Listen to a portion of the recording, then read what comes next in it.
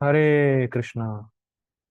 आज चर्चा करने का प्रयास करेंगे 17वें अध्याय का तीसरा नंबर श्लोक। ये बहुत ही इम्पोर्टेंट श्लोक है। क्यों इम्पोर्टेंट है? क्योंकि इसका थीम कुछ इस प्रकार से है कि श्रद्धा क्या है, श्रद्धा कैसे आती है, श्रद्धा क्यों होती है, शास्त्रीय श्रद्धा क्या है, या किस चीज से हमारी श्रद्धा दृढ़ होती है, और शुद्ध भक्ति श्रद्धा क्या है। तो ये सारे थीम इस श्लोक के हैं। देखिए, कई बार देखा जाता है या हम लोग शास्त्रों को न्यूज़पेपर की तरह पढ़ते हैं।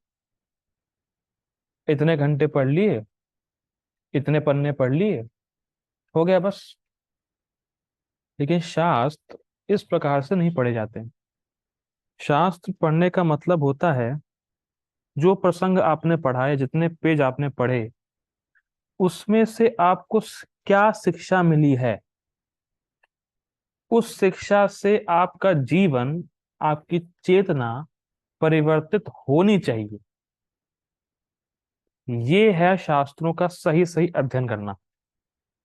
खाली न्यूज़पेपर की तरह सिर्फ थोड़ी देर बैठ के रीड कर लेना, कुछ समझ आए ना आए, ठीक है। पहले रिचुअल फिर स्पिरिचुअल, ठीक है, कैसे भी आप पढ़ें वो लाभदायक है। लेकिन जल्दबाजी में ना पढ़ें कि बस अरे पढ़ना है, 15 मिनट रह गए, पढ़ना है पढ़ना, जल्दी जल्दी फिनिश करो। ऐसा नहीं, ध्यान पूर्वक पढ़ने का प्रयास करें और समझने का प्रयास करें कि क्या बोला जा रहा है, क्यों बोला जा रहा है, और इससे मैं क्या शिक्षा ले सकता हूँ। तो शास्त्र को इस तरह से अध्ययन करना चाहिए, और हम लोग उसी प्रकार से इस श्लोक का अध्ययन करने का प्रयास करेंगे, क्योंकि ये बहुत इंपॉर्टेंट श्लोक है। तो पहले श्लोक पढ़ते हैं। सत्वानुरूपा सर्वस्य श्रद्धा भवति भारत, श्रद्धम यो अयम पुरुषो यो यश्रद्धा स एव सः। सत्वानुरूपा सर्वस्य श्रद्धा भवति भारत, श्रद्धा श्रद्धामयो अयम पुरुषो यो यश्रद्धा स एव सः। सत्वानुरूपा सर्वस्य श्रद्धा भवति भारत, श्रद्धा श्रद्धामयो अयम पुरुषो यो यः श्रद्धा स एव सः। संस्कृत देखिए। सत्वानुरूपा, रूपा, रूपा शब्द है, ये स्त्रीलिंग में है। तो सत्वानुरूपा कहने का अर्थ क्या है? सत्वानुरूपा ये व्यक्ति के लिए नहीं आया है, उसकी श्रद्धा के लिए आया है। सत्वानुरूपा, प्रभुपाद जी यहाँ पे कोट कर, यहाँ पे शब्दार्थ दे रहे हैं अस्तित्व के अनुसार। तो ये व्यक्ति को इंगित नहीं कर रहा है, ये सत्वानुरूपा शब्द ये उसकी श्रद्धा को इंगित कर रहा है। तो सत्वानुरूपा सर्वस्य श्रद्धा भवति भारत, जिसका सत्व जैसा होता है उसके अनुरूप उसकी वैसी श्रद्धा होती है, हे भरतवंशियों में श्रेष्ठ अर्जुन।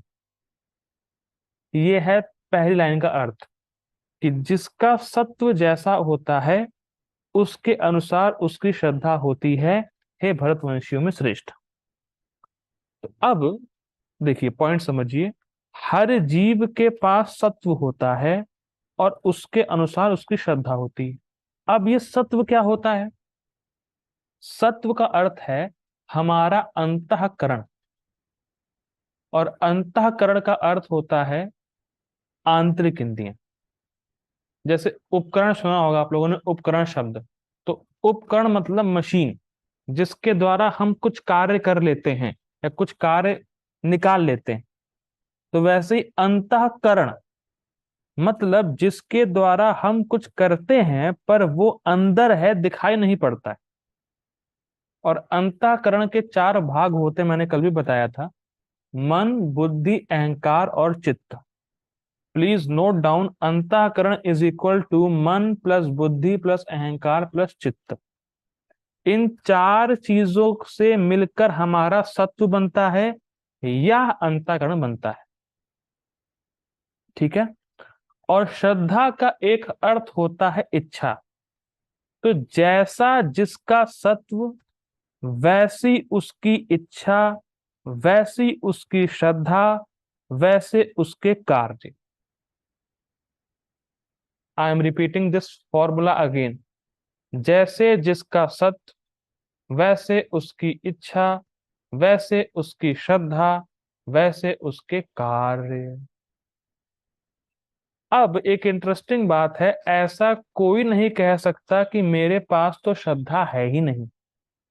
कभी कभी लोग सोचते हैं इस प्रकार से कि जो भगवान को मानने वाले होते हैं ना भाई साहब, केवल वही श्रद्धालु होते हैं। लेकिन हम लोग यहाँ सीख रहे हैं श्रद्धा सबके पास है और उसके सत्व के अनुसार है। अब मेरा प्रश्न का उत्तर दीजिए, क्या सबके पास मन, बुद्धि, अहंकार और चित्त है कि नहीं है? है। तो क्या सबके पास सत्व है कि नहीं है? है। और जिसके पास सत्व है उसके पास उस प्रकार से श्रद्धा है। तो श्रद्धा हर किसी के पास। सिंपल। कोई व्यक्ति ये नहीं क्लेम कर सकता कि मुझे श्रद्धा है ही नहीं किसी पे, मुझे किसी पे विश्वास है ही नहीं। This is nonsense. जिसको किसी पे विश्वास नहीं है उसको अपने मन पर विश्वास है, पर विश्वास है, श्रद्धा है। क्योंकि श्रद्धा होती कैसे है? सत्वानुरूपा, सत्व से। बहुत ही, बहुत ही इंपॉर्टेंट, बहुत ही रहस्यमयी श्लोक है। इसीलिए मैं बहुत धीरे धीरे जाऊंगा क्योंकि इसमें फॉर्मूले ही फॉर्मूले हैं। बहुत साइंटिफिक श्लोक। ठीक है। तो पहली लाइन का अर्थ हुआ, जिसका जैसा सत्व उसकी वैसी श्रद्धा। अब नेक्स्ट लाइन देखिए, श्रद्धामयो अयम पुरुषो यो यः श्रद्धा स एव सः। ठीक है। अब देखिए, श्रद्धामय अयम पुरुषो, जो जीव जैसा श्रद्धामय है वो वैसा ही पुरुष है। देखिए समझिए, श्रद्धामय अयम पुरुषो यो यः श्रद्धा स एव सः। स मतलब व्यक्ति, एव सः जो जैसा जैसा वो श्रद्धामय है वैसा ही वो है। ये कहने का अर्थ है वो वैसा ही पुरुष है। जैसे अगर किसी के पास सात्विक श्रद्धा है तो वह व्यक्ति सात्विक होगा, किसी के पास राजसिक श्रद्धा है तो वो राजसिक होगा, तामसिक श्रद्धा तामसिक होगा, निर्गुण श्रद्धा तो निर्गुण होगा। ठीक है। तो हम लोग क्या देख रहे हैं, दो पार्ट, इसमें दो पार्ट में डिवाइड करिए श्लोक को। पहला पार्ट ये बोलता है कि व्यक्ति के सत्व के अनुसार उसकी श्रद्धा होती है, और जैसा श्रद्धामय व्यक्ति वो होगा वो वैसा ही व्यक्ति होगा। ठीक है। प्रभुपाद जी का अनुवाद देखिए। हे भरतपुत्र, विभिन्न गुणों के अंतर्गत अपने अपने अस्तित्व के अनुसार, अस्तित्व का अर्थ यहाँ पे क्या है? सत्व या अंतःकरण। मनुष्य एक विशेष प्रकार की श्रद्धा विकसित करता है। अपने द्वारा अर्जित गुणों के अनुसार ही जीव को विशेष श्रद्धा से युक्त कहा जाता है। ठीक है। अब ठीक है, अब देखिए, कुछ डिस्क्लेमर में पहले दे दे रहा हूं। आज मैं बहुत धोने वाला हूं। आज धोबी घाट चलेगा यहाँ पे। ठीक है। जिनको भागना हो पहले ही भाग सकते हैं, कि मैं बहुत कुछ कठोर वचन बोलने वाला हूं। और वे जिनको भागना हो भाग सकते हैं। ठीक है। उसमें कोई मतलब कोई हिचक नहीं है कि अरे कैसा लगेगा। जिनको भागना हो यू कैन गो। ठीक है। गीता भूषण टीका देखिए। यद्यपि यद्यपि श्रद्धा सत्व गुण की वृत्ति है, तथापि बद्ध जीव का अंतःकरण होने के कारण यह श्रद्धा तीन प्रकार की हो जाती है। क्योंकि उस अंतःकरण का स्वभाव ही होता है कि वह तीनों गुणों के संस्कारों को धारण करता है। अब देखिए, नाउ अब मैं धोबी घाट चलाना शुरू कर रहा हूं। देखिए, पहला पॉइंट तो ये है कि हम यहां देख रहे हैं, पहला पॉइंट, कि अगर हमें भक्ति में श्रद्धा चाहते हैं, या अगर हम भक्ति में दृढ़ होना चाहते हैं, हम चाहते हैं कि हमारी भक्ति में दृढ़ श्रद्धा हो, तो हमारा सत्व, यानी मन, बुद्धि, अहंकार और चित्त, ये सतोगुणी होना चाहिए। Please try to understand. अगर हमें भक्ति में दृढ़ श्रद्धा चाहिए तो हमारा सत्व सतोगुणी होना चाहिए, तब हमारी भक्ति में श्रद्धा दृढ़ होगी। जैसे आप लोग देखते होंगे, कुछ लोग स्टार्टिंग में भक्ति करते हैं, फिर ड्रॉप कर देते हैं। क्यों? क्योंकि उनकी श्रद्धा दृढ़ नहीं थी। अब ध्यान से सुनिएगा, उनकी श्रद्धा दृढ़ थी नहीं क्योंकि वो रजोगुणी तमोगुणी कार्य छोड़े नहीं थे, या सतोगुणी कार्य को बहुत समय से किए नहीं थे। तो सतोगुण का प्रभाव चित्त पे पूरी तरह से आया नहीं तो डगमगा जाते हैं। अब प्लीज ट्राई टू अंडरस्टैंड। कुछ लोग, अब धोना शुरू कर रहा हूं, कुछ लोग बहुत बड़ी बड़ी बातें कहते हैं, अरे प्रभु जी, बस भक्ति ही करनी है, मेरा मेन सेंटर फोकस भक्ति ही है। पर कार्य कैसे करेंगे? रजोगुण और तमोगुण के।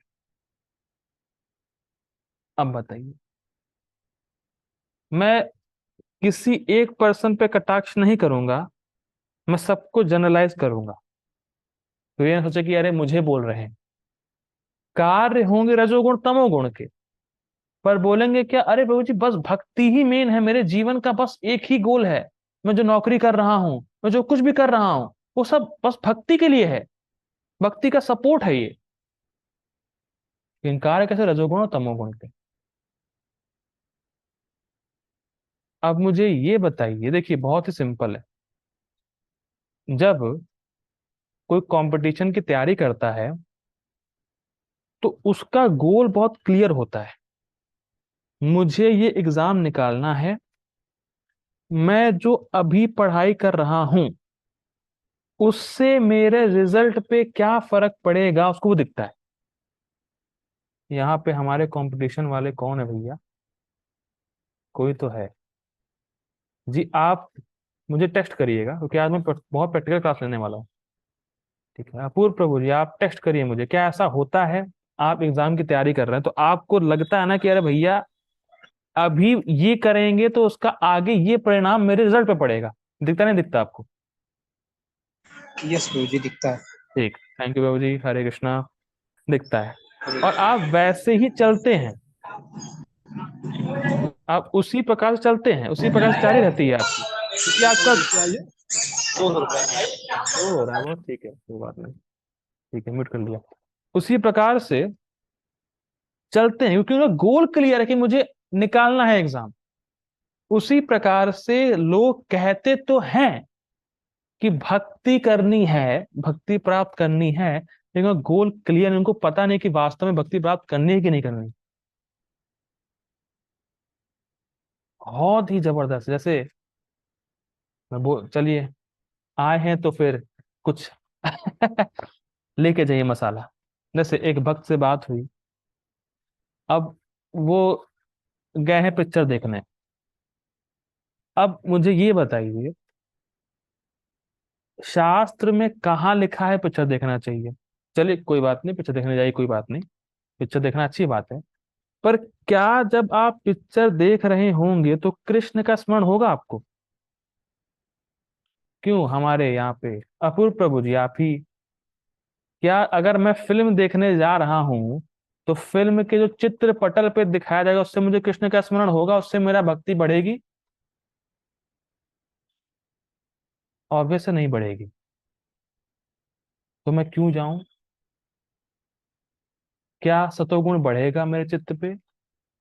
तो मैं क्यों जाऊं? ये नहीं आता है लोगों में इतनी जल्दी। ये सिंसियरिटी लोगों में जल्दी नहीं आ पाती। क्यों? क्योंकि सतोगुण के कार्य नहीं कर रहे हैं, ये मैं बताना चाह रहा था पॉइंट। क्योंकि रजोगुण और तमोगुण के कार्य करेंगे तो भक्ति के बारे में सुन के भी भक्ति में श्रद्धा दृढ़ नहीं होगी, और श्रद्धा मीन्स इच्छा, और वैसी इच्छा नहीं होगी तो वैसे कार्य कैसे होंगे? अब इसको समझिए, दूसरा पॉइंट। दूसरी चीज, हम देख रहे हैं कि हमारा अंतःकरण, जो यहाँ पे जो हाईलाइट पार्ट आप देख सकते हैं, जो हाईलाइट लिखा हुआ है, क्योंकि इस अंतःकरण का स्वभाव ही होता है वह तीनों गुणों के संस्कार को धारण करता है।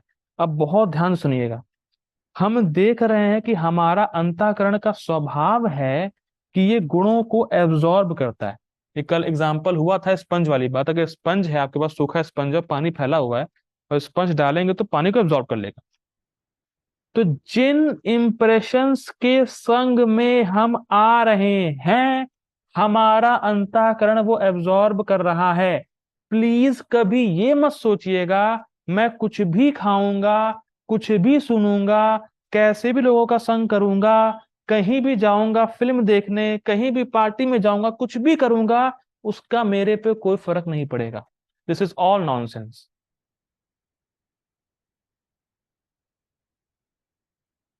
क्योंकि हमारा अंतःकरण का स्वभाव है कि वो तुरंत एब्जॉर्ब कर लेता है। हम कुछ भी देखेंगे, सुनेंगे, हमें कुछ नहीं होगा।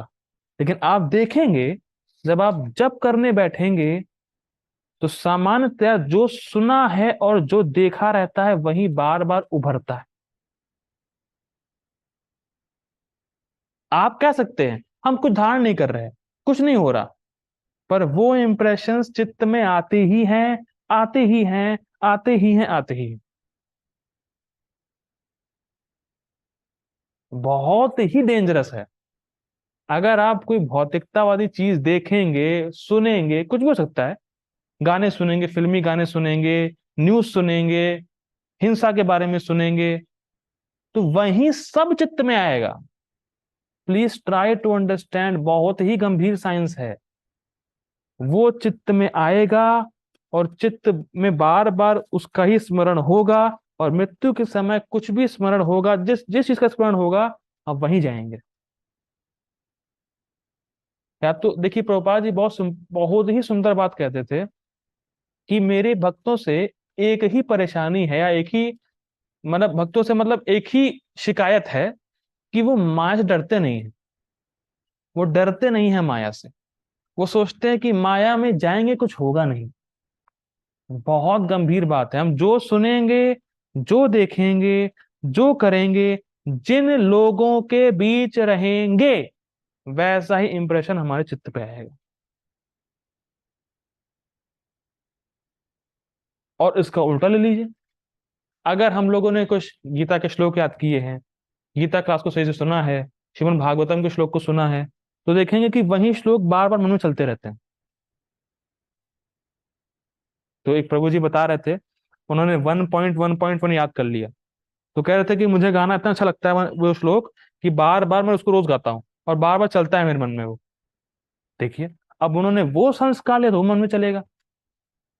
तो प्लीज ध्यान रखिएगा, ऐसा मत सोचिए कि मैं कुछ भी कर लूंगा तो भक्ति में कोई फर्क नहीं पड़ेगा। अगर आप भक्ति के लिए सीरियस हैं, तो जो आपको अच्छा लग रहा हो और जो आपके लिए अच्छा नहीं हो, वो आप मत करिए। इतनी सिंपल सी बात है, लोगों को समझ में नहीं आती। अगर आप वाकई भक्ति में श्रद्धा बढ़ाना चाहते हैं, भक्ति में सीरियसली होना चाहते हैं, तो ठीक है।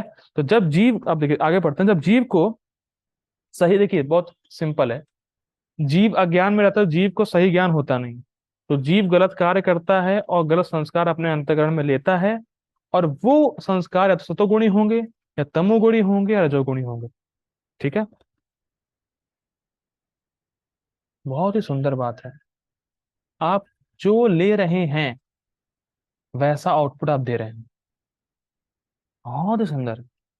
तमोगुणी, रजोगुणी, सतोगुणी, तो ये संस्कार आपके अंतःकरण में पड़ रहे हैं। बहुत ही सुंदर है। ठीक है। देखिए बहुत इंटरेस्टिंग, इसको समझिए।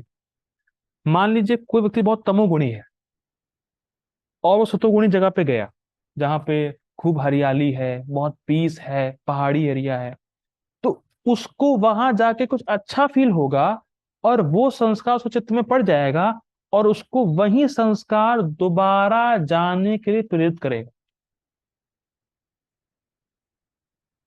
ठीक उसी प्रकार सतोगुणी व्यक्ति, मान लीजिए कोई सतोगुणी व्यक्ति है, और वो ऐसे स्थान पे पहुंच गया जहां शराब बिकती हो, तो क्या वो उससे प्रभावित नहीं होगा?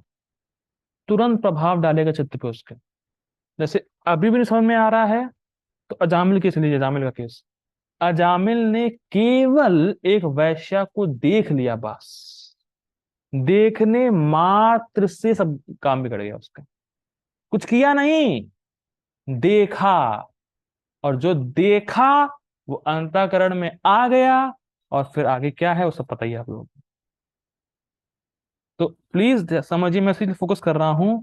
अंतःकरण का स्वभाव होता है कि जो हम कार्य करते हैं उसके इंप्रेशंस तुरंत मन में पड़ जाते हैं, अंतःकरण में पड़ जाते हैं, भले ही हम इसको समझ ना पाए। ठीक है, आगे पढ़ते हैं। नोट, यह अंतःकरण का अर्थ है, यहां अंतःकरण का अर्थ है सूक्ष्म आंतरिक इंद्रियां। ये तो सिंपल समझना, आंतरिक इंद्रियां मतलब सूक्ष्म इंद्रियां हैं। हम आंखों से नहीं देखते, अंतःकरण से देखते हैं। ठीक है, मैंने पहले बताया था। आगे पढ़ते हैं। जो मन, बुद्धि, मिथ्या, अहंकार और चित्त से बना हुआ होता है। तो अंतःकरण किससे बना हुआ है? MBAC, मन, बुद्धि, अहंकार और चित्त। ठीक, आगे पढ़ते हैं। यह अंतःकरण इन तीन गुणों से भरा हुआ होता है, और इसी के अनुसार सभी जीवों की श्रद्धा प्रकट होती है। दिस इज द फॉर्मूला कि श्रद्धा कहां से आती है जीवों में। ठीक है, देखिए क्या मतलब है, देखिए। अंतःकरण भरा हुआ होता है, तो अंतःकरण कैसे भरता है? इस जगत में जो हम कर्म करते हैं उसके अनुसार, देखिए, कर्म या तो रजोगुणी होगा, तमोगुणी होगा, सतोगुणी होगा। ठीक, और उस कर्म के अनुसार जो तीनों गुणों से प्रभावित है, उसके मन में ऐसे गुण के संस्कार बनते जाते हैं। मैं फिर कर रहा हूं, जो हमने कार्य किए वो तीन गुणों में से किसी में होंगे, स्पष्ट है। उसका संस्कार हमारे चित्त पे पड़ेगा, और जैसे जैसे चित्त पे प्रभाव पड़ेगा हम फिर वही कार्य करेंगे, फिर संस्कार और पढ़ेंगे, फिर वही कार्य करेंगे। तो एक पर्टिकुलर गुण की प्रधानता हमारे चित्त में हो जाएगी, और तब वैसी श्रद्धा हमारे अंदर प्रकट हो जाएगी।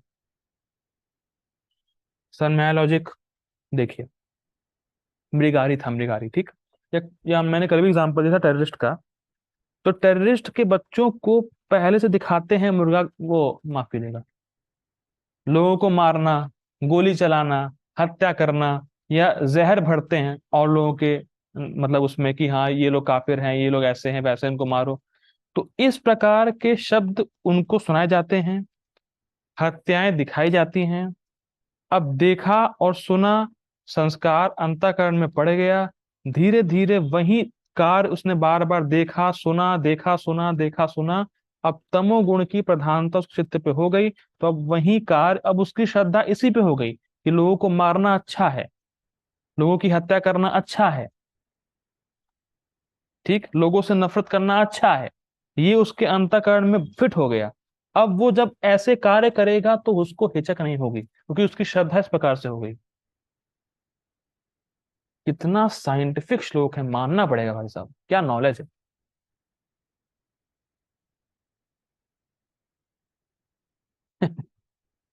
कोई कह रहा है यही दिखाया गया है केरला स्टोरी में। तो आप केरला स्टोरी देखने गए क्यों? जब यही दिखाया गया तो आपने भी तो यही देखा। कितना जबरदस्त है। भाई केरला स्टोरी में यही दिखाया तो आपने भी तो यही देखा, तो आपके अंतःकरण में भी ये फिट हो गया है। ठीक है, इसीलिए मना करता हूं मैं कि फिल्म वगैरह मत देखने जाओ। कोई बात नहीं, जो करना है करो।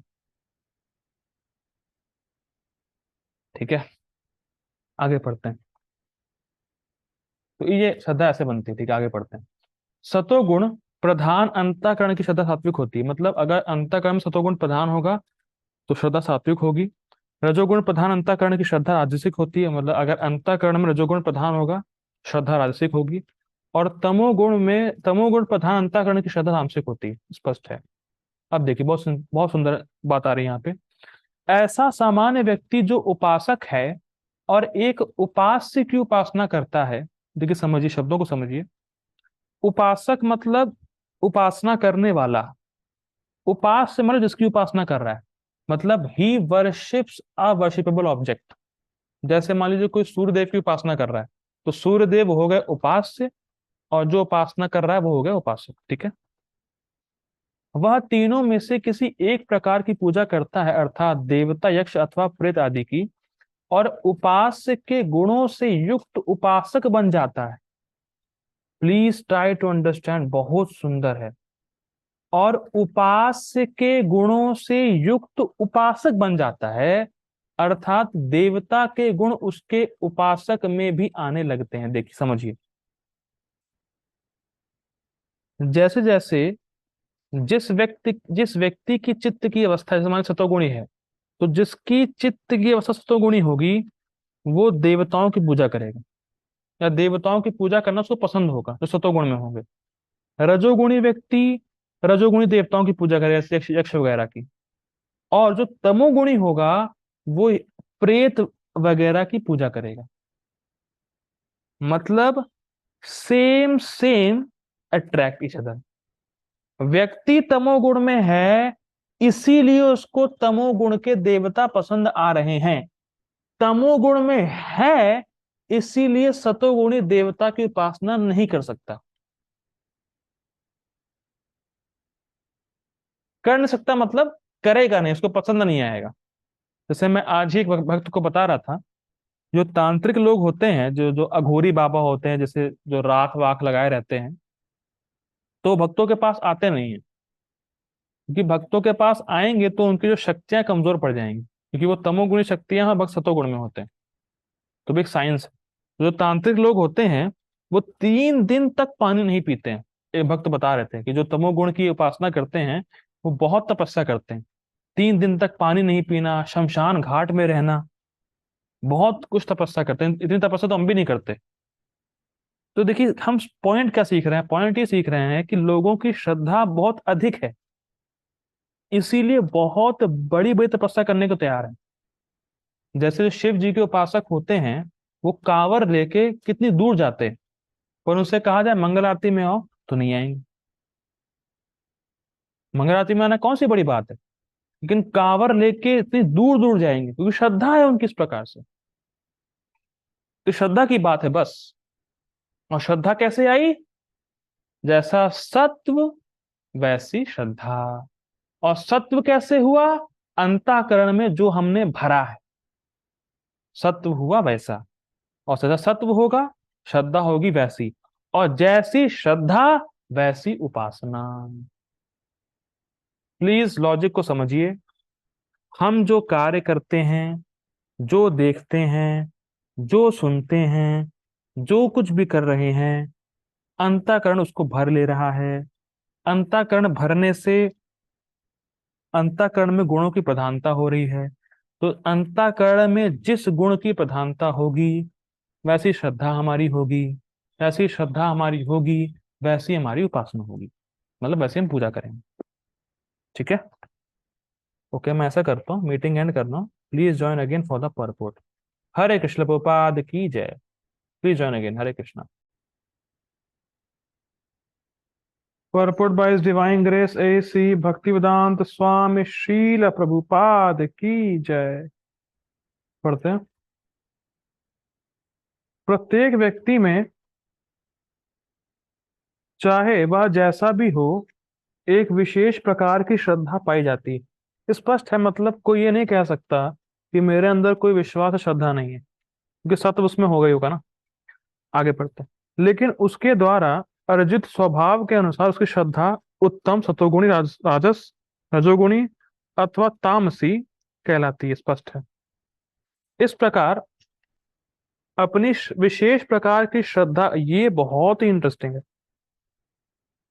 गोपाल जी की लाइंस मुझे जबरदस्त है। इस प्रकार अपनी विशेष प्रकार की श्रद्धा के अनुसार ही वह कतिपय लोगों से संगति करता है। बहुत सुंदर। Birds of same feather flock together, सुना? एक ही थाली के चट्टे बट्टे हैं भैया। तो बहुत सुंदर पापा जी कह रहे हैं, जैसा वो है उसको वैसे लोगों की ही कंपनी अच्छी लगेगी। राजसिक है तो राजसिक लोगों का संग करेगा, तामसिक है तो तामसिक लोगों के बीच रहना अच्छा लगेगा, सात्विक है तो सात्विक लोगों के बीच रहना अच्छा लगेगा। बहुत सुंदर बात है। देखिए बहुत ही जबरदस्त है, ये संघ का प्रभाव होता है। ठीक है। और अगर कोई व्यक्ति जिस भी प्रकार का संघ करता है उसमें वैसी श्रद्धा डेवलप भी हो जाती है। ये भी दो बातें समझिए, जो राजसिक है वो राजसिक लोगों से अट्रैक्ट होगा, लेकिन अगर जो व्यक्ति जिस जिन लोगों का संग संग कर रहा है उसमें वैसे ही गुणों की प्रधानता होने लगती है धीरे धीरे। जैसे मान लीजिए मैं कहूं मैं तामसिक था, तो भक्तों के संग में सात्विक कैसे हो गया? कि उनका संग किया है। तो प्रभुपाद जी ये बात कह रहे हैं कि जैसी श्रद्धा है तो पहले तो वैसे अट्रैक्ट होगा, लेकिन जिनका संग भी करता है वैसे ही श्रद्धा उसमें भी आने लगती है। और श्रद्धा मतलब क्या है? इच्छा, इच्छा जैसी वैसे कार्य, फिर अंतःकरण और श्रद्धा डेवलप। प्लीज इसको आप, पता नहीं मुझे तो बड़ा साइंटिफिक लग रहा है। देखिए भक्ति करना क्यों आसान है? क्योंकि भक्ति बहुत साइंटिफिक है। मतलब जैसी थ्योरी बताई गई है वैसे ही अप्लाई करेंगे तो रिजल्ट वही आएगा जो थ्योरी में आपको प्रॉमिस किया गया है। जैसे जैसे जैसे केमिकल रिएक्शन है, अगर ये और ये मिलाएंगे तो ये बनेगा। तो आप केमिस्ट्री लैब में गए, आपने ये केमिकल वो केमिकल मिलाया तो वही रिजल्ट आएगा जो आपने बुक में पढ़ा है। तो जो जो हम लोग शास्त्र में पढ़ते हैं और वैसे ही चलेंगे तो वैसा ही रिजल्ट आएगा जो प्रॉमिस किया है। साइंस, साइंस है ये, कृष्ण कॉन्शियसनेस साइंस। तो हमें चेक करना है कि हम किन लोगों का संग कर रहे हैं।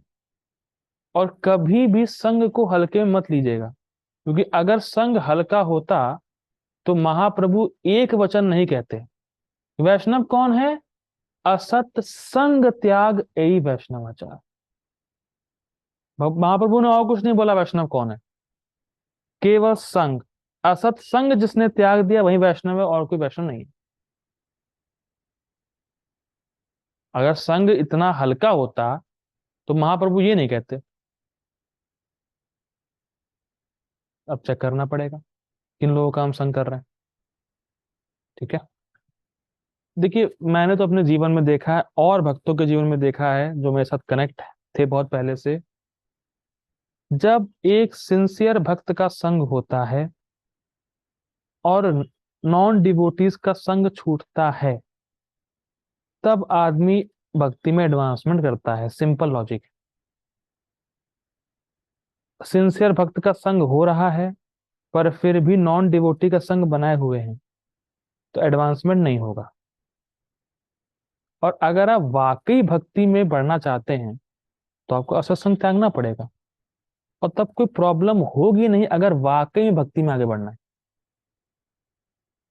मैं फिर रिपीट कर रहा हूं। जैसे कभी कभी, जैसे मान लीजिए किसी को कंपटीशन की तैयारी करनी है।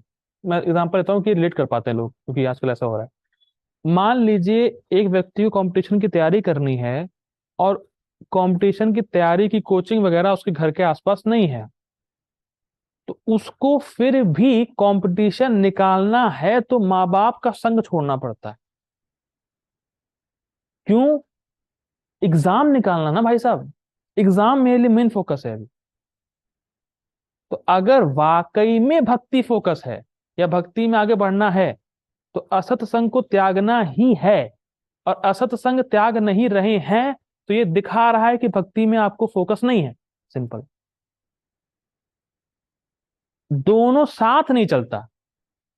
भक्ति भी मेन है मेरे लिए, असत्संग भी कर रहे हैं, ये दिखावा है फिर। या आपको सही ज्ञान नहीं हुआ। साफ साफ उपदेशामृत में लिखा है, आप लोग पढ़ सकते हैं प्लीज। छह ही चीज है जो भक्ति बढ़ाएगी और छह ही चीज है जो भक्ति नष्ट करेगी। सातवां कुछ है नहीं। और अगर आपको भक्ति में आगे बढ़ना है तो आपको वो छोड़ना है जो भक्ति नाश करेगी। सिंपल है ना भैया। मैं फिर कितना सिंपल लोगों, लेकिन ये सिंपल बात भी घुसती नहीं लोगों के दिमाग में। आपको बीमारी से ठीक होना है, आपको ठीक होना आपका मेन मुद्दा है। डॉक्टर ने कहा अगर आप ये दवाई लेंगी तो ठीक हो जाएंगी। ये छोड़ना है, ये छोड़ना है, ये मतलब ये चीज का त्याग करना है और ये चीज लेना है, तब आपका बीमारी ठीक हो जाएगी।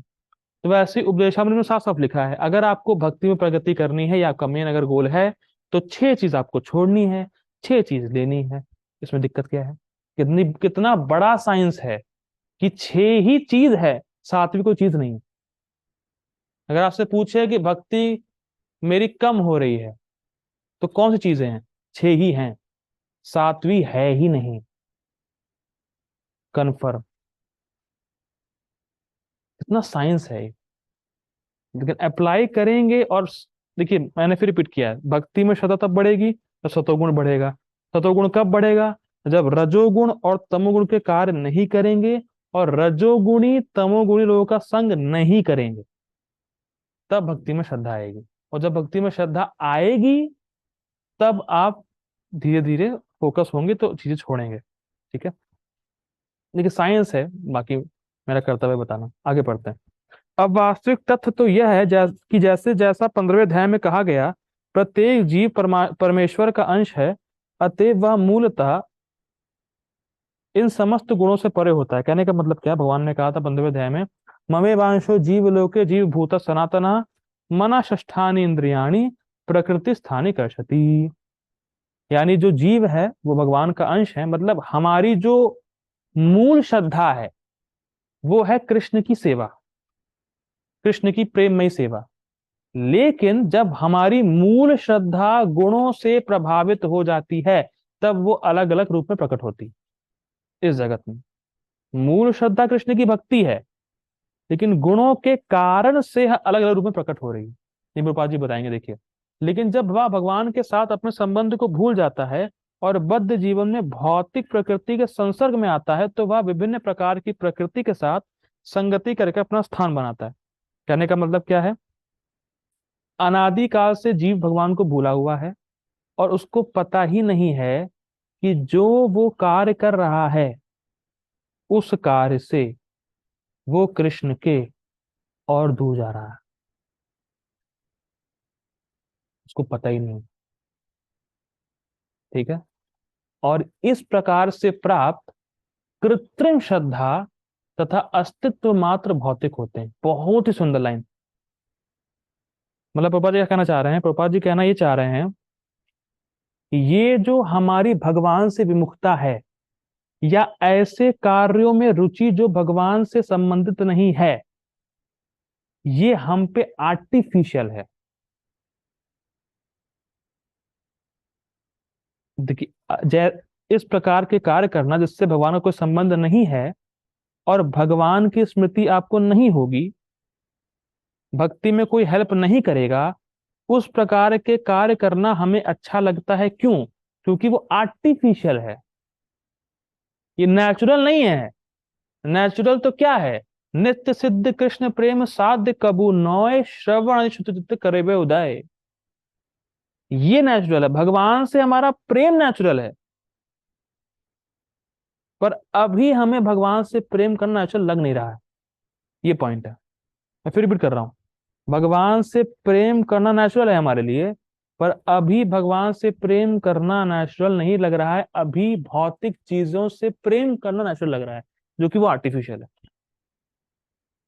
वो आर्टिफिशियल इम्पोजिशन हम पे थोपा जा रहा है, हम अपने को शरीर मान रहे हैं, थोपना है ये सब। ठीक है, बहुत ही इसीलिए पापा जी कह रहे हैं ये अस्तित्व मात्र भौतिक होते हैं, मतलब हमें थोपा जा रहा है, नेचुरल नहीं है। ठीक है, आध्यात्मिक नहीं है। आगे पढ़ते हैं। भले ही कोई किसी धारणा या देहात में बोध द्वारा प्रेरित हो, लेकिन मूलतः वह निर्गुण या दिव्य होता है। मतलब भले ही वो कितनी भी अपनी पहचान शरीर से करे, लेकिन वो है भगवान का अंश है, निर्गुण है, चिन्मय है। अतः भगवान के साथ अपना संबंध फिर से प्राप्त करने के लिए उसे भौतिक कलम से शुद्ध होना पड़ता है। यही एकमात्र मार्ग है निर्भय होकर कृष्ण भावनामृत में लौटने का। यदि कोई कृष्ण भावनामृत में स्थित हो तो उसका सिद्धि प्राप्त करने के लिए वह मार्ग प्रशस्त हो जाता है। देखिए बहुत सारी बातें प्रभुपाद जी ने बोली। देखिए इतने सारे विधि विधान भक्ति में क्यों दिए गए हैं। जैसे अभी बात हो रही थी कि 6 चीजें करो जिससे भक्ति बढ़ेगी, जिस 6 चीजें मत करो, या 4 नियम का पालन करना, या और भी कई सारे अन्य नियम हैं जो भक्ति में दिए गए हैं, साधना भक्ति में। तो क्यों दिए गए हैं? क्योंकि जीव को इस इन्फेक्शन से मुक्त करना है। भगवान से जो उसका प्रेम है वो अपने आप प्रकट हो जाएगा जब वो कलमश से मुक्त होगा। प्लीज समझिए, बहुत सुंदर साइंस। देखिए अभी आपका अंतःकरण गुणों से प्रभावित है, ठीक है? तो आपको इंद्रिय तृप्ति करने का इच्छा होती है, आप इंद्रिय तृप्ति करते हैं, ठीक है? इंद्रिय तृप्ति करना मतलब क्या है? माया की सेवा करना। अगर आपके अंतःकरण से गुणों का प्रभाव हट गया तो आप माया की सेवा करेंगे? नहीं करेंगे। जब माया की सेवा नहीं कर रहे हैं तो किसकी सेवा कर रहे हैं भाई साहब? कृष्ण की सेवा। आप मुक्त नहीं हो गए? खत्म। इतना सिंपल लॉजिक। तो इन्फेक्शन से मुक्त कैसे होंगे, गुणों के प्रभाव से मुक्त कैसे होंगे? जब भक्ति के विधि विधानों का पालन करेंगे, डूज एंड डोंट्स करेंगे। देखिए मैं कई बार बोलता हूं डूज करना आसान है, 16 माला का जप करो, 4 नियम का पालन करो, सुबह सुबह उठो। थोड़ा मुश्किल होता है स्टार्टिंग में, लेकिन फिर भी बाद में कोप अप हो जाता है, वो आसान है। लेकिन जो चीजें नहीं करनी है वो छोड़ना बड़ा मुश्किल है।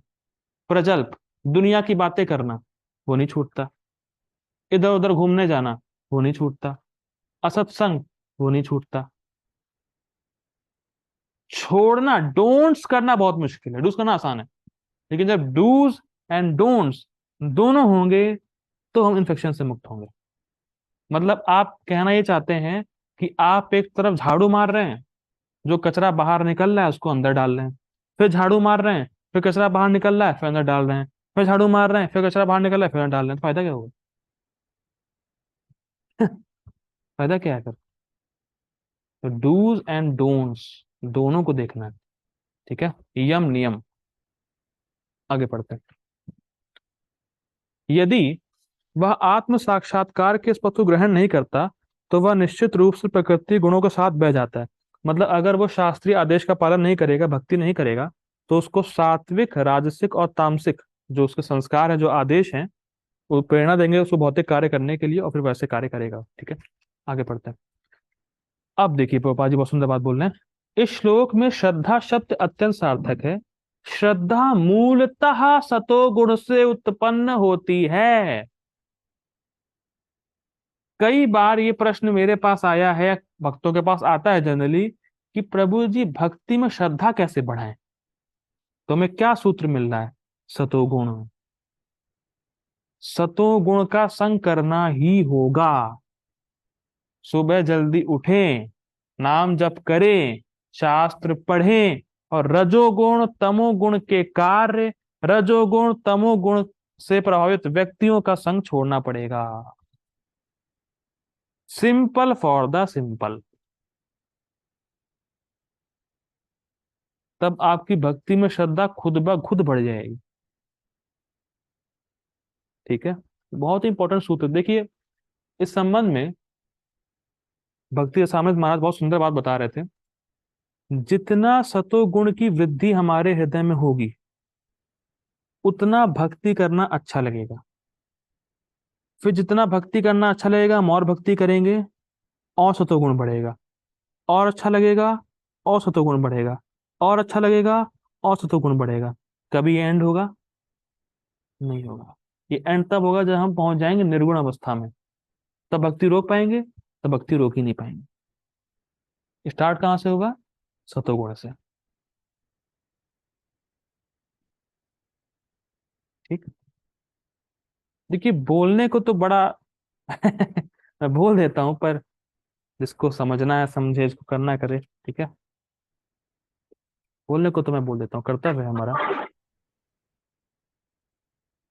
हाँ करेक्ट है, ध्यान पूर्वक चंडी से चित्तों को मरता है, करेक्ट। ठीक है, मनुष्य की, देखिए आगे पढ़ते हैं। मनुष्य की श्रद्धा किसी देवता, किसी कृत्रिम ईश्वर या मनोधर्म में हो सकती है, लेकिन प्रबल श्रद्धा सात्विक कार्यों से उत्पन्न होती है। देखिए बहुत सुंदर, जब हम सतोगुण के कार्य करेंगे तब प्रबल श्रद्धा, तब हमारी श्रद्धा बढ़ती है, तब बढ़ती है, तब बढ़ती है।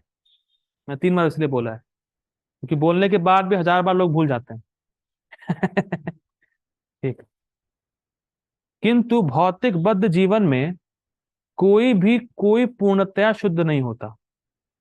मतलब आगे पढ़ते पहले समझाऊंगा। वे सब मिश्रित होते हैं। कहने का मतलब ये है कि कोई भी गुण अपने आप में प्योर नहीं होता है, ये कहने का मतलब है। जैसे सतोगुण प्रधान है तो रजोगुण तमोगुण कुछ मात्रा में होगा, वे शुद्ध सात्विक नहीं होते हैं। अब देखिए, शुद्ध सत्व दिव्य होता है। शुद्ध शुद्ध सत्व में रहकर मनुष्य भगवान के वास्तविक स्वभाव को समझ पाता है, समझ सकता है। बहुत सुंदर। शुद्ध सत्व अवस्था को बोलते हैं वासुदेव अवस्था या तुरीयावस्था, मतलब फोर्थ स्टेज। ठीक। ये हमें भगवान का फुल्ली अनुभव कराएगी। अब ये भगवान का अनुभव है नहीं है, भगवान का ज्ञान है, भगवान का अनुभव नहीं है। मैं फिर रिपीट कर रहा हूं, भगवान का ज्ञान तो है, भगवान का अनुभव नहीं है। तो जब हम तुरीय अवस्था, जब हम भाव के स्तर पे पहुंच जाएंगे, तब हम पूरी तरह निर्गुण हो जाते हैं, और तब हमें भगवान का साक्षात अनुभव होगा।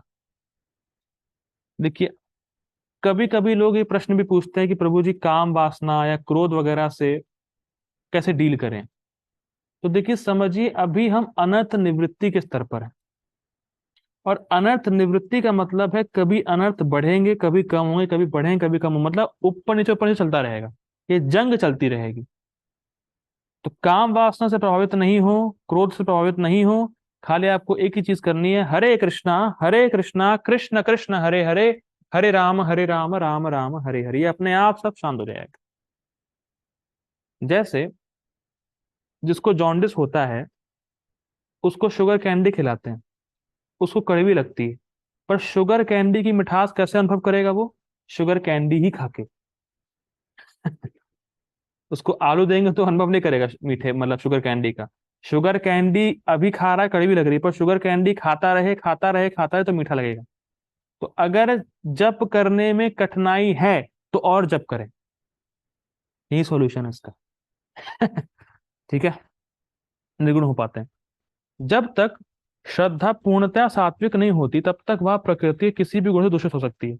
मतलब जब तक हम लोग भाव के स्तर पर नहीं पहुंचेंगे, तब तक संभावना है कि रजोगुण तमोगुण से प्रभावित हो पाए या हो ही जाएंगे। ठीक है। प्रकृति, अब ये भी इंटरेस्टिंग है, गोपाल जी की पकड़ बहुत शानदार है। प्रकृति के दूषित गुण हृदय तक फैल जाते हैं, अतएव किसी विशेष गुण के संपर्क में रहकर हृदय जिस स्थिति में होता है, उसी के अनुसार श्रद्धा स्थापित होती है। बहुत सुंदर। मैं तो वीडियो ऑन नहीं कर पाऊंगा, थोड़ा सा देखिए, समझ सकते हैं आप लोग ऐसा करिएगा, एक्सपेरिमेंट कर सकते हैं घर पे। आप एक घर पे टॉर्च होगी, टॉर्च, टॉर्च लीजिएगा, एक सेलोफिन पेपर आते हैं, कलर्ड सेलोफिन पेपर, तो उस टॉर्च को ऑन करिएगा, उस लाइट के ऊपर पीली झिल्ली रख दीजिएगा या कोई भी कलर की लाइट रख दीजिएगा। तो अब उस झिल्ली के कांटेक्ट में आके जो लाइट निकलेगी बाहर, वो उसी रंग की होगी जिस रंग की झिल्ली होगी। पता नहीं समझ पा रहे, नहीं समझ पा रहे। या आपके घर में बल्ब लगा होगा, तो बल्ब के ऊपर आप एक झिल्ली रख दीजिए, कलर्ड सेलोफिन टाइप का रख दीजिए, तो पूरा रूम उसी कलर की लाइट से फैल जाएगा। समझ में आ रहा होगा, एक्सपेरिमेंट कर सकते हैं। तो वैसा ही प्रकाश पूरे रूम में, कुछ प्रभु जी दिखाना चाहते हैं लेकिन वो वैसे नहीं बनेगा, उसको पूरा था उसको करना पड़ेगा। ठीक है, लेकिन समझते हैं लोग, इतने हैं, समझदार हैं। मुझे लगता है ऐसे लोग स्कूल में गए होंगे, एक्सपेरिमेंट किया होगा फिजिक्स लैब में। तो हाँ, तो वैसा ही प्रकाश पूरे रूम में फैल जाएगा। अब देखिए प्रोपाज यहाँ पे देखिए, अब कंपेयर करिए, रूम हमारा है हृदय, तो जैसे रूम में एक विशेष प्रकार का प्रकाश फैल जाता है, उसी प्रकार से हमारे हृदय रूपी रूम में जिस प्रकार का गुण हम इसका संपर्क करेंगे, वही गुण का प्रकाश हमारे हृदय में फैल जाएगा। मतलब उसी का प्रभाव हमारे हृदय पे हो जाएगा। सतोगुण का संग कर रहे हैं तो हमारा हृदय सतोगुणी होगा। तमोगुणी लोगों का संग कर रहे हैं या तमोगुण का संग कर रहे हैं तो हमारा हृदय तमोगुणी हो जाएगा, क्योंकि वही विशेष प्रकार का इन्फेक्शन फैल जाएगा और वैसी ही श्रद्धा हमारी होगी। सब समझा चुका हूं, मैं बार बार बोल चुका हूं, ठीक है।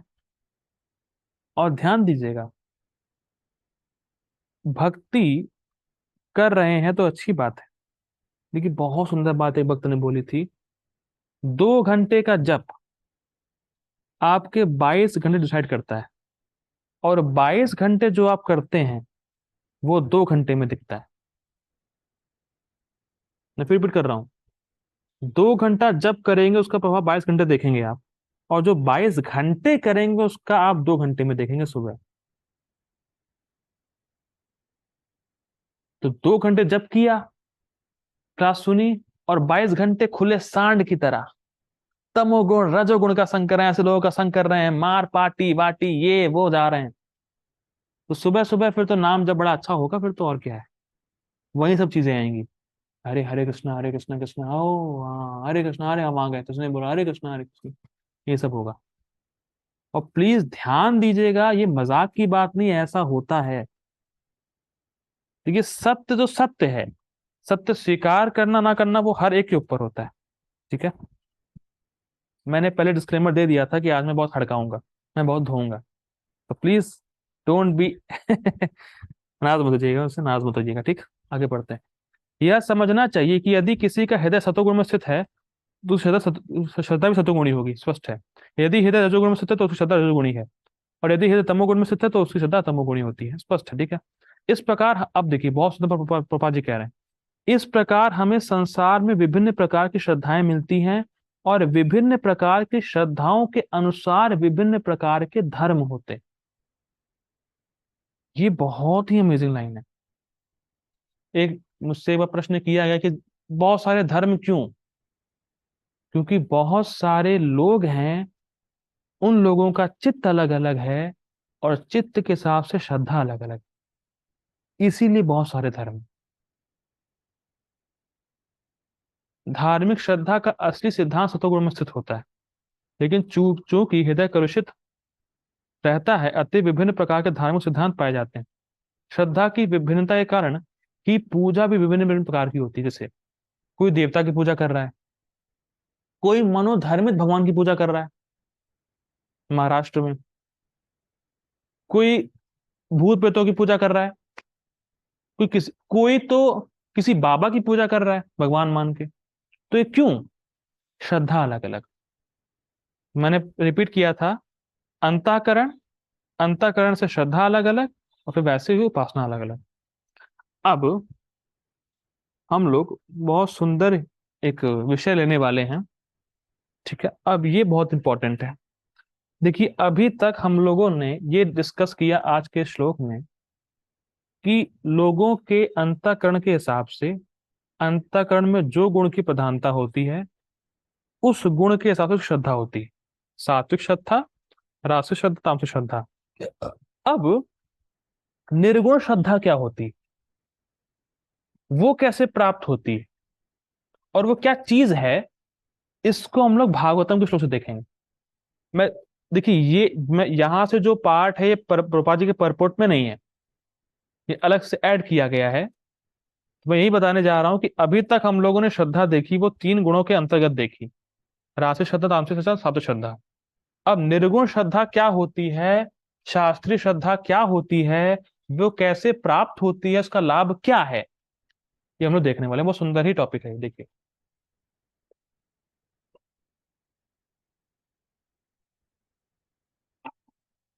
ये श्रीमद् भागवतम के 8वें स्कंद के 17.17 श्लोक है, 8, 17, 17। ये श्लोक स्वयं भगवान विष्णु ने कहा है, ठीक है। जब माता अदिति कुछ काल तक उन्होंने एक व्रत रखा था, उपास या उपवास किया था, तो माता अदिति से प्रसन्न होकर भगवान विष्णु उनके पास आए थे, तब भगवान विष्णु ने श्लोक बोला था।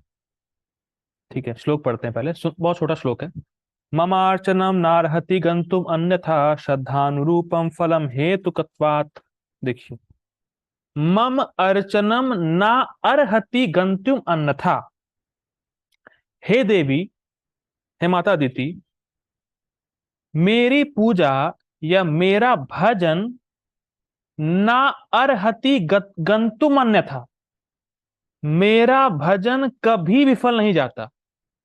ये भगवान विष्णु बोल रहे हैं, बहुत प्रेरणादायक। मेरा भजन जो कर रहा है उसको उसका फल मिलेगा, मिलेगा, मिलेगा, मिलेगा। क्यों मिलेगा भाई साहब? क्योंकि उसका फल भगवान देने वाले हैं। अगर आप हरे कृष्णा महामंत्र का जप कर रहे हैं तो भगवान, और भगवान को प्रणाम कर रहे हैं, भगवान का प्रसाद खा रहे हैं, तो ये पॉसिबल ही नहीं है कि आपको फल ना मिले। मिलेगा, मिलेगा, मिलेगा। जिसने एक बार कृष्ण बोला है उसको भी फल मिलेगा। It is not possible. माम अर्चनम ना अर्हति गंतुम अन्यथा। मेरी पूजा, मेरा भजन अन्यथा नहीं जाता, उसका फल मिलता है। अब प्रश्न उठता है, लेकिन फल मिलता क्या है भाई? फल क्या मिलेगा? श्रद्धानुरूपम फल हेतुकत्वात्। जैसी जिसकी श्रद्धा है वैसा फल मिलेगा। जैसी जिसकी श्रद्धा यानी इच्छा है वैसा फल मिलेगा। श्रद्धानुरूपम इच्छानुसारेण फल हेतुत्वात्। शुद्ध स्वामी बोलते हैं इसको, श्रद्धानुरूपम इच्छा अनुसारेण फल हेतुत्वात्। जैसे इसको समझ सकते हैं कि भगवान विष्णु का भजन कल्प वृक्ष के समान है। और कोई व्यक्ति खड़ा है, मुझे आम चाहिए, लो आम ले लो। दूध चाहिए, दूध ले लो। कार चाहिए, कार ले लो। सुंदर स्त्री चाहिए, वो ले लो। और पैसा चाहिए, पैसा ले लो। कृष्ण प्रेम चाहिए, कृष्ण प्रेम ले लो। तो कृष्ण की भक्ति कर रहे हैं तो जो हम चाहते हैं वो हमें मिलेगा ही, मिलेगा ही, मिलेगा है। चाहे वो भौतिक हो, चाहे आध्यात्मिक हो, मिलेगा ही। लेकिन भगवान की भक्ति का फल मिलेगा, वो तो डन है।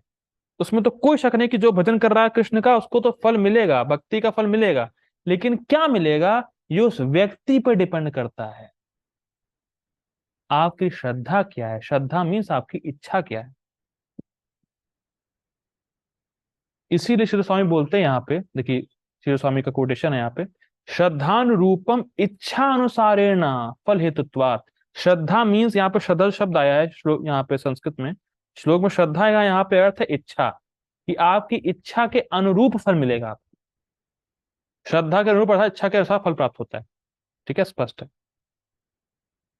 तो अब हमें ये समझना चाहिए कि जब हम भक्ति करें तो किस प्रकार की इच्छा प्रकट करनी है भगवान के सामने। Now this is the main point. क्योंकि आपको फल तो मिलेगा, डन है, कृष्ण आपको फ्री में छोड़ेंगे नहीं, पर क्या इच्छा प्रकट करनी है ये सीखना होता है। कृष्ण से क्या मांगना चाहिए ये पता होना चाहिए। मैं भक्ति कर रहा हूं, क्या इच्छा लेके भक्ति कर रहा हूं ये पता होना चाहिए।